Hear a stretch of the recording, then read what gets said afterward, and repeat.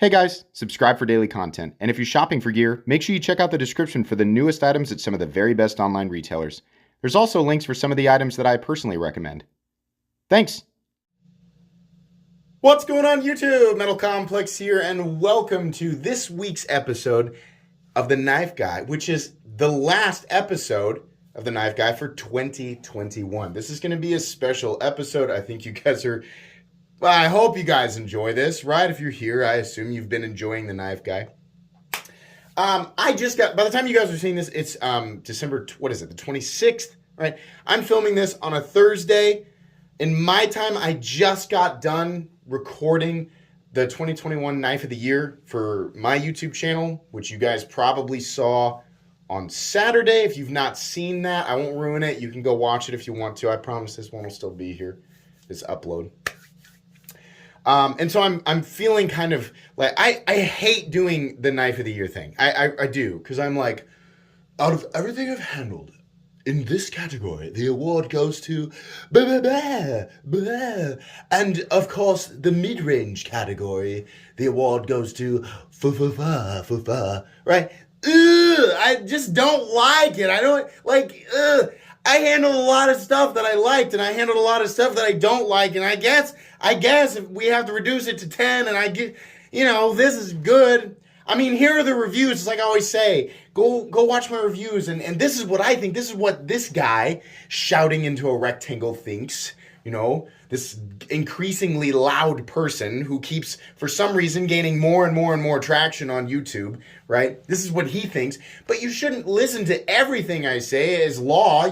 Obviously, we're all human beings capable of unique thought processes. Take the parts of my review that make sense to you and keep those. And then, tell me to kick rocks on the rest of it. That's what I do with other people. Nah, I don't like that. I like what you said before. That makes sense. But that other crap that came flying out of your face hole, nah, I don't think so. Kick rocks, pal. Right? That's what I expect people to do. So an awards thing, I do it because, part of me is like, ooh, fun. Another kind of top 10. But it's just taking all the other good and pretty good from 2021 and shoving it out the window just because I'm, 10 knives, and I reduced it to what, 24 minutes, right? I mean, if I was going to talk about everything that I liked in 2021, it'd be like 4 hours long. Nobody's going to watch that. I mean, some of you might, but nobody's really, so the knife award ceremony is not something that I really enjoy doing, but I do it because I know that there are enough people watching who want to know, even if they're going to disagree with me, right? After having finished that, I finished editing it, which is a mess because you got to put the pictures up, and I keep picking knives up and showing, so you can go back and watch, and you can see I had to edit. I keep putting the pictures back, and then my stupid self picks the knife up, and I'm like on this one. Well, I can't leave the pictures there because they'd be covering up so I had to go back and edit it, and I'm just mad at my past self going, stop doing that. I have to take the picture out and put it back in, right? So anyways, I'm doing that, and I'm thinking, I'm frustrated with, not my decision. I'd stand by my decision, absolutely. But just the cringe of it. And then, I'll be honest with you guys, periodically I look back and I'm like, for almost 4 years, I have been creating very, very in-depth, very dedicated content surrounding the knife community.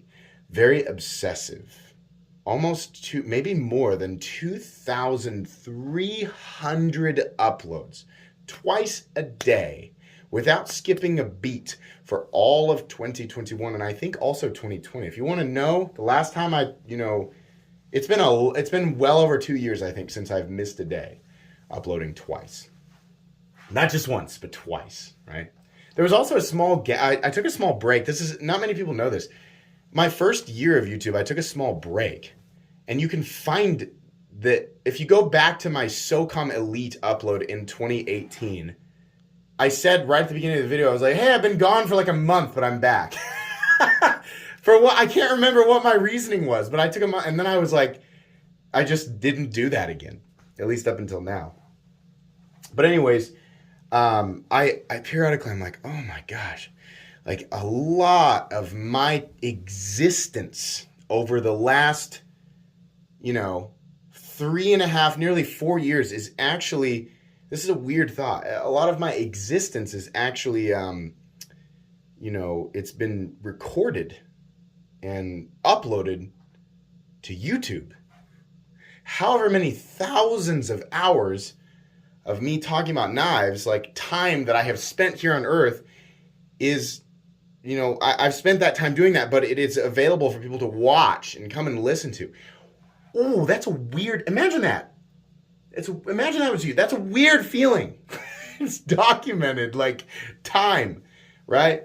How much time I've spent is all that recorded time. It's amazing. It's almost kind of like a neat, kind of sickening, but kind of cool. Oh, I'm also kind of feeling gross about it.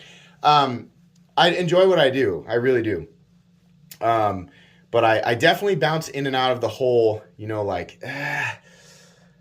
was that, did I say the right thing? Did I spend enough time on it? A lot of times, you guys know, like knives like this. Here's an example of a knife that I like that's probably going to get a pretty good review, right? This is the Off-Grid Knives Rhino, not made in the United States, but nice build quality, 14C28N. Little thick, little chunky knife, right? But I like it. I like it a lot. I like Off-Grid knives a lot.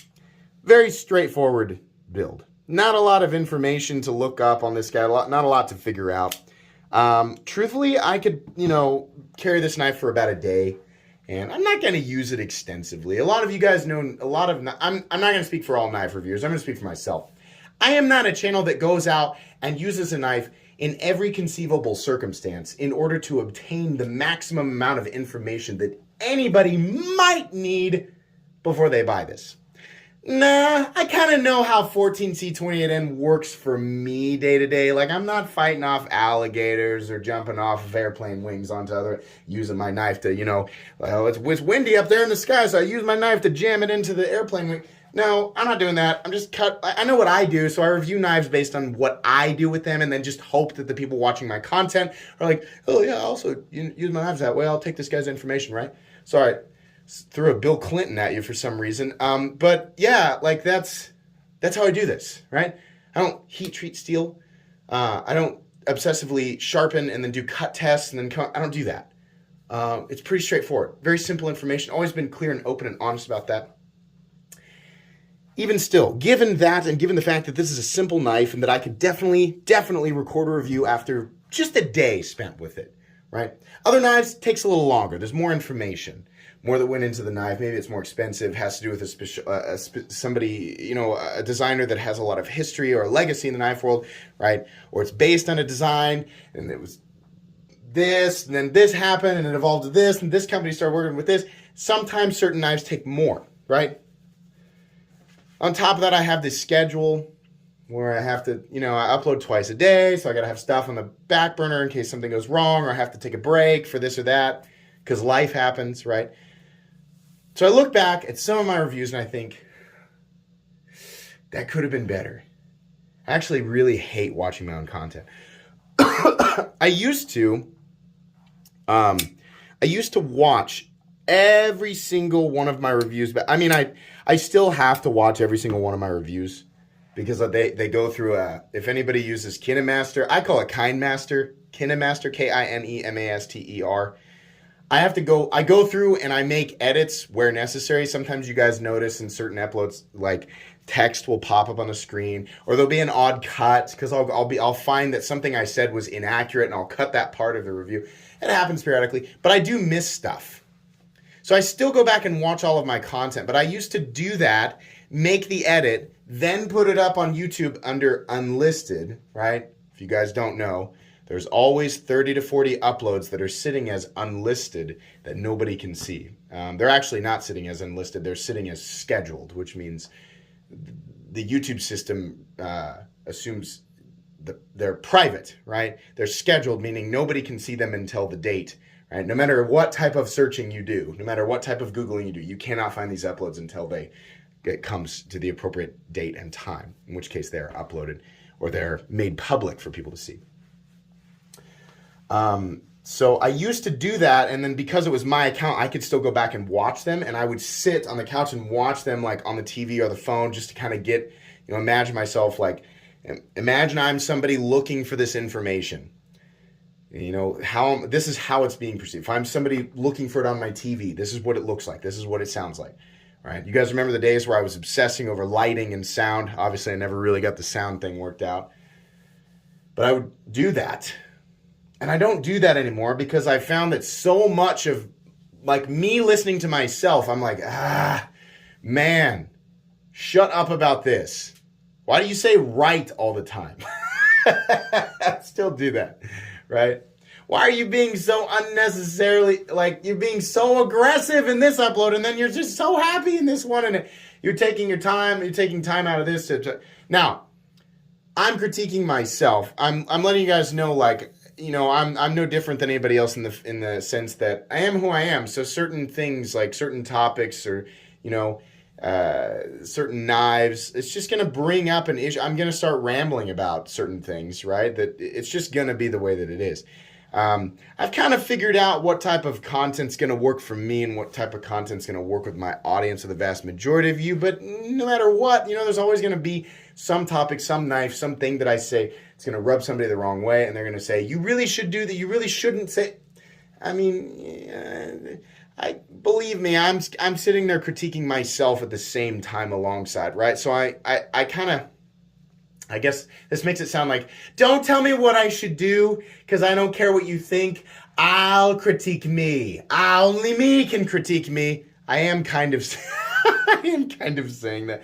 No, I still do listen to some people. But if you were wondering, yeah, I do still watch my own content to make sure that the information is getting delivered correctly. I don't go the extra mile and sit down and watch it on the couch anymore before it's released or made public because sometimes I just can't stand, like if I miss something obvious, it just drives me nuts, right?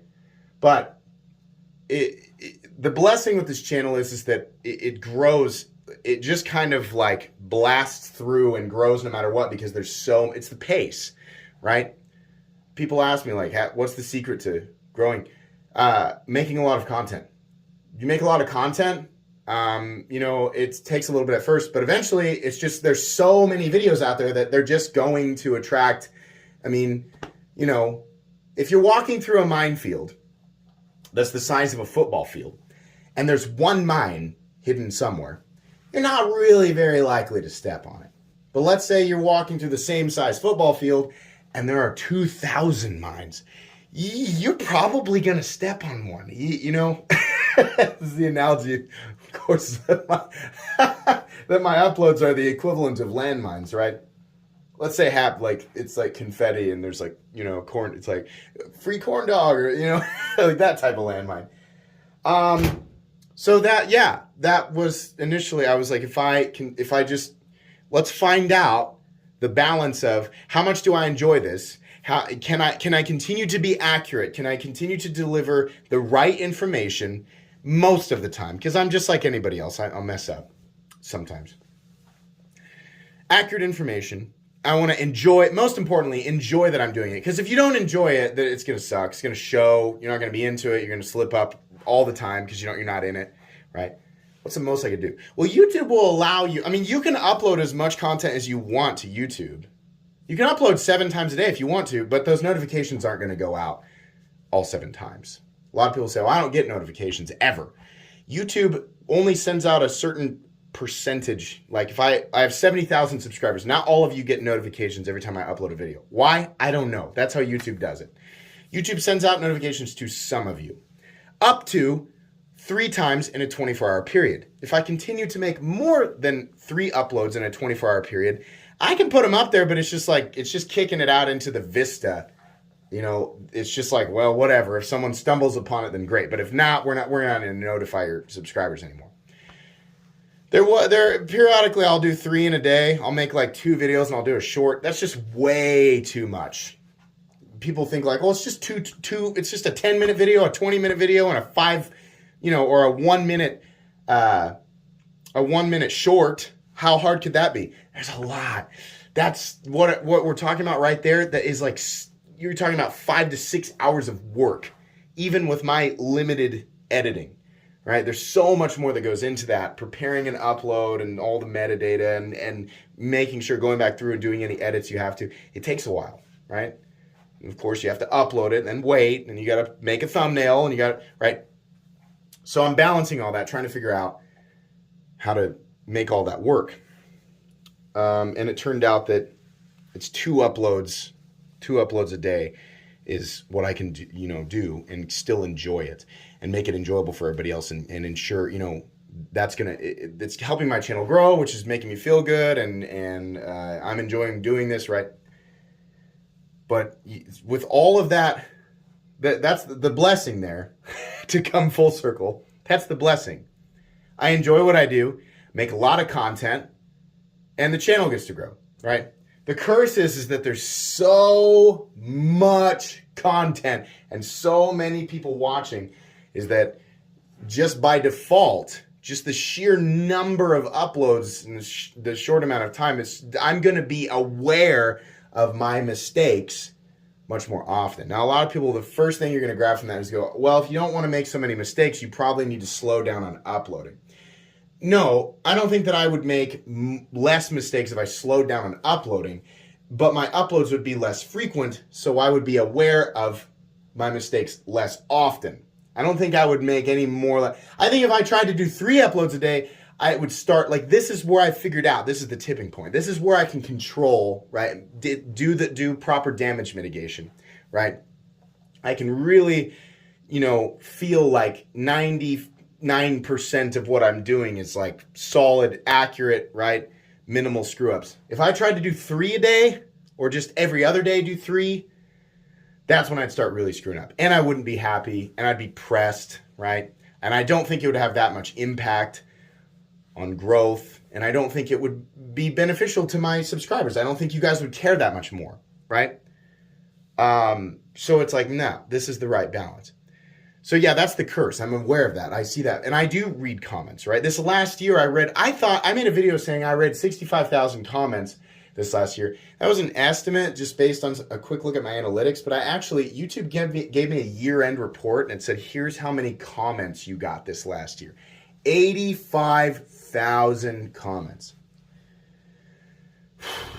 I read more comments this year than obviously, than all the other years of the channel combined, right? Looked at more feedback and just more interaction. This is YouTube, and then there's on top of that, there's Instagram, and there's Patreon, and there's Discord, all of that. The interactions, and I try to be as active as I can there.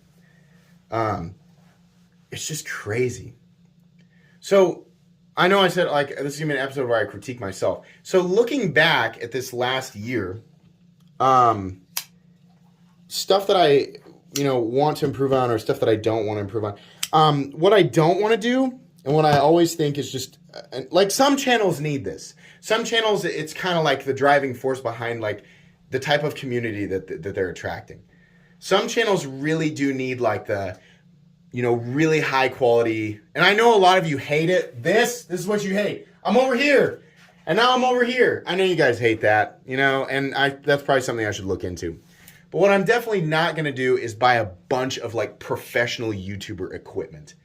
I like maximizing, what I like what I've got here, this tabletop thing. And my phone. A lot of people think I use some kind of special camera to record. No, this is a Galaxy Note Ultra, Note 20 Ultra, something like that. Yeah, the camera's fine. The video quality is great on this. I have no issue with that whatsoever. And if I want to do, if I want to capture detail of something, then I can do that. One of the problems is you can see here, the arm mount on the camera moves around a lot, so it kind of bounces and stuff while I'm talking. That's because it's attached to the table that I'm recording on. I need to get it attached to, something else that's not attached to the table so that if I do bump the table, it doesn't move around. Stuff like that, stuff I want to improve. I don't really care too much about making it this big, professional, where it's like the video transitions and it's in high def and there's like interesting lighting and like smoke and it's like, and it's like, hello everybody, welcome to diddly doodly, and then it's like the quick edits and like there's a joke and there's there's like a script written. No, thank you. Oh no, that is definitely not me. I do not want to do that. I could not imagine the amount of work that would be involved for one upload. I'm talking about 2 to 3 days of editing for one upload. Kudos to the channels that make that work. That's not for me. That's not what I want to work on.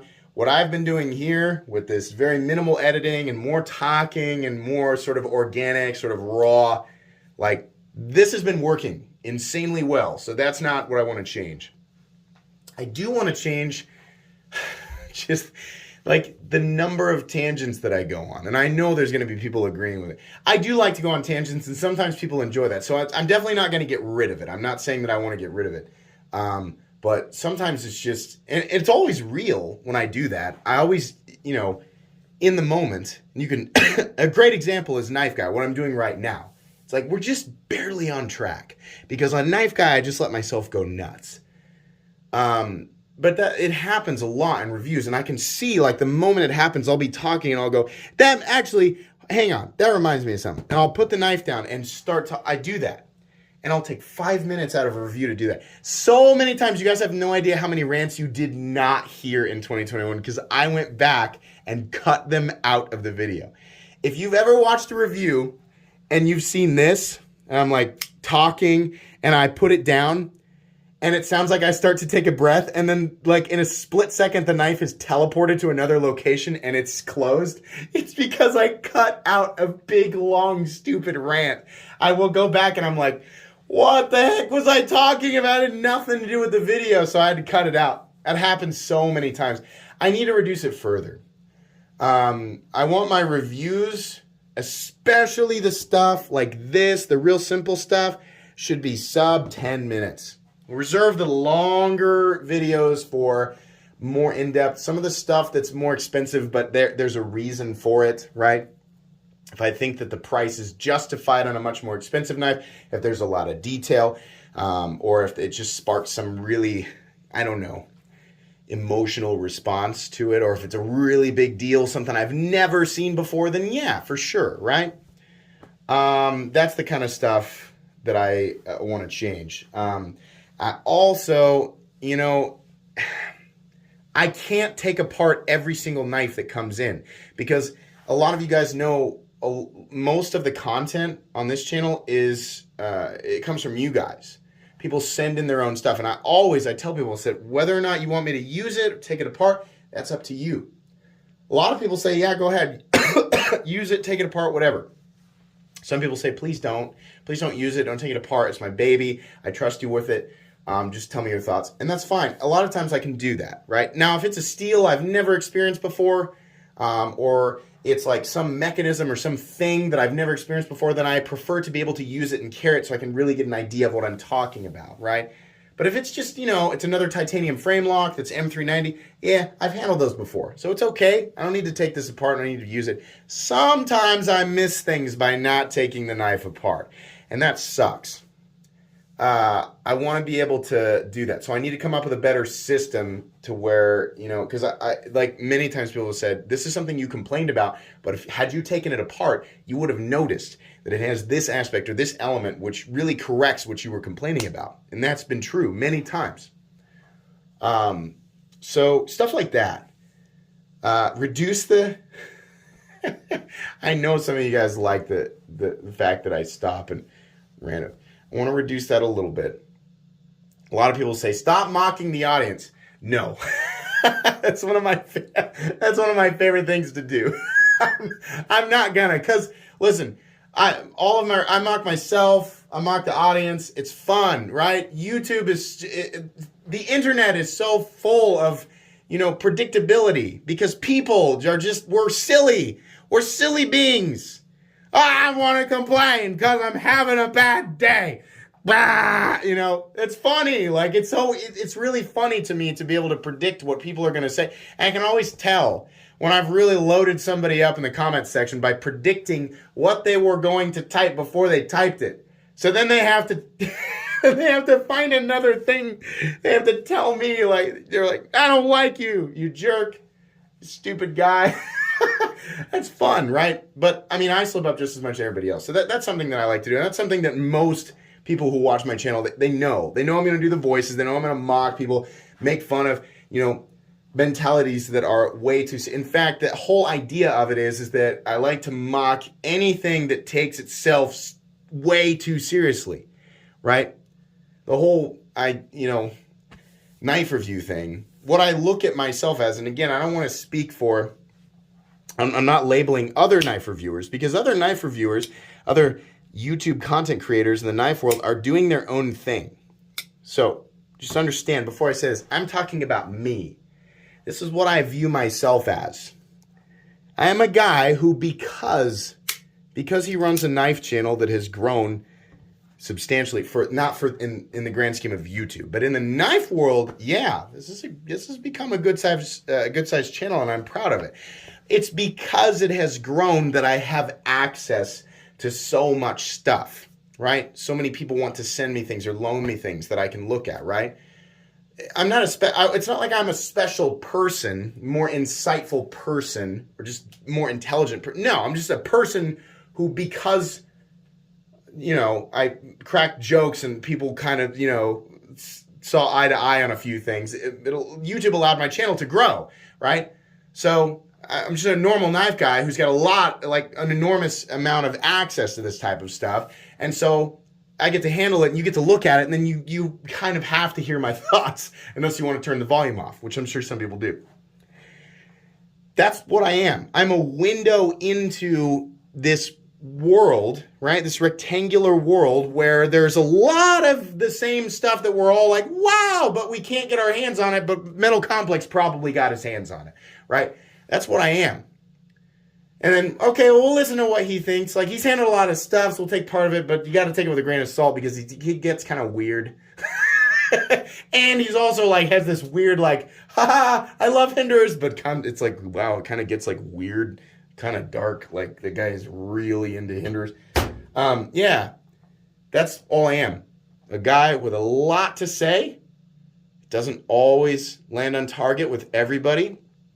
Guy with a lot of, let's say, handling experience, right? I've got a lot of, I've touched a lot of knives, right? That's what I am. I'm a window into that. So for that reason, it's like I've always said, I'm never going to take myself that seriously. But I still have a responsibility to, when I make content, before I record a review, I can't just grab it off the shelf and go, okay, here we go, I'm going to wing it.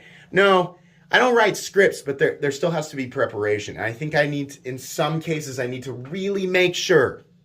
Maybe watch, sometimes I'll go watch a disassembly, from Nick's channel and go, oh, okay, I see the internal thing there. That'll be good. I need to make sure that I know that before I'm continuing. And then I'll give my own opinion, right? But I have to have all the facts. I can't do this 99% is not good enough with all the facts. You got to have 100% of the facts if you're going to try and make content out of it. You can sprinkle your opinion on top of it, but you got to have the facts. That's something that I want to make sure and change. So yeah. Anyways, this is a 30-minute episode of The Knife Guy. That's what I think of myself. As far as overall, it's weird type of content creation. Window into such a strange world, right? Such an odd place that, the god of the knife world has plucked me out of the ether and just gone, here you go, this is where you're going to be. And I'm like, whoa, this is weird. It's talking into my phone, and there's, 1.2 million people a month listening. That's wild. Thank you for that. That's crazy to think about. I'd be lying if I said that it did not affect my ego. Well, yeah. It's something that I think it comes to the territory. Your head starts to get bigger. But you also, again, I have to remind myself, you're just a guy talking about knives. They're not, there's nobody gets to be special. in this category. The people who are special are the legendary knife makers that have like 20, 30, 40, 50-year legacies, right? You as the knife reviewer, you don't really ever get to be legendary. You just get to be like, oh yeah, I've heard of that guy. Best case scenario, right? You're just oh yeah, that's the guy that talks for 20 minutes. Yeah, his content's all over YouTube. Great. There's no glory for us, I just keep saying us. There's no glory for me as the knife content creator, right? So that's how I keep my ego down. It's like, calm down. You're just a reviewer. You're not doing the hard stuff. You're doing past that totally finished product that you've got, in some cases, years of blood, sweat, and tears in. Pass that over to me so that I can spit all over it on camera and go, it's pretty good, B+, next. Like, oh my God, I'm sure there are knife designers and knife makers that just want to punch me in the face, Anyways, I hope that you guys have been, excuse me, gosh, the weather here in Kansas, it was 10 degrees, then 70 degrees, then 40 degrees, then 60 degrees. Then we had a windstorm where I don't know if you guys heard about this. It wasn't a storm. There was no thunderstorm. It was just 100-mile-an-hour winds. Category 1 hurricane winds just out of nowhere. It happens every few decades. We just get a massive windstorm and it just blows everything away. All of our road signs are gone on the highway. They're all gone. Anyways, what I'm saying is my allergies and sinuses, they just go nuts because of that. Thanks for bearing with me. Thank you for, watching my content and engaging with me over this last year. 2021 was the biggest year, obviously the biggest year for the channel. I never expected it to get, this big. I remember thinking like if one day I could just get 1,000 subscribers, I would think that was the coolest thing in the world. Nobody goes into this unless you're delusional. Nobody goes into this going, I'm going to get 70,000 subscribers. Nah, I think it's like a fun dream, but the realistic part of your brain when you start YouTube is probably not. It'd be cool to get a few hundred or gosh, maybe even 1,000. I might be able to do that. It might take a long time, but I might be able to get 1,000 people to subscribe to me over a few years. That's what I thought, 1,000. So 70,000 or 72,500, whatever it is now. Wow, crazy. I love doing this. I'm going to keep doing this. I love interacting with you guys. It's amazing to find out how many people think like me. Not exactly like me. We should never expect people to think exactly like us. But it's amazing to find out how many people think exactly like me, or how many people say, I've always thought that, and I didn't ever dare say it out loud until I heard you say it. And it's a nice connection to know that sometimes, it's like maybe other people are not sure if that's a shared thought, and because I'm a shameless goofball and I scream it into the internet, that people go, oh, yeah, okay, cool, yeah, I felt like that too. Yeah, that's awesome. I'm glad, right? It's funny that with YouTube, because of the way YouTube works, if you're a creator, the vast majority of the people who interact with your content go, oh, wow, no thanks. That's the way that it is. Only a small percentage of the people who find you actually like you enough to stay. So it's really a daily baseball bat to the face, because you find out, in my case, only between 2 and 5% of the people who get the notification or get the impression, right? Hey, look at this upload, will click on it and they'll watch it. And only a small percentage of those people will go, I like this guy. Everybody else goes, yikes, what the heck am I watching here, right? So I have to remind myself, very happy for the people who stay, watch, right? Despite my flaws as a knife reviewer, knife personality, whatever. Very fortunate that there's that many people out there who want to stay and watch. But there's also a whole bunch of people who go, no, absolutely not. And a bunch of them, right? People who are not subscribed but dedicated to letting me know every single day that they really don't like. They're going to be down there too going, yeah, I watch all your content, but I don't like you. They're down there, right? It's weird, growing that type of protective shell, to be okay with that. I'm not going to say I'm not going to say that's a healthy mentality. It's also not something that's necessarily good. It's just something that develops naturally over time. You go, vast majority of people probably think I'm crazy, but these people like this, so they're sticking around. So that's who I do the content for. So thank you to those people. You are a rarity. If you're one of my 72,000 subscribers, you're very rare. It's very rare that you happen to pop in from the ether of the internet or YouTube and go, what's this? I'll click on it. Oh, it's knife stuff. Huh.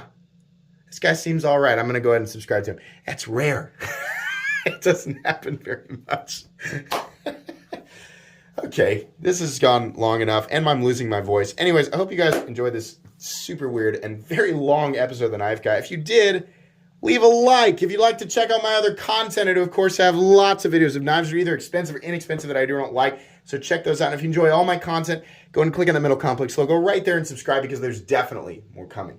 Thanks again for watching, everybody, and have a great day.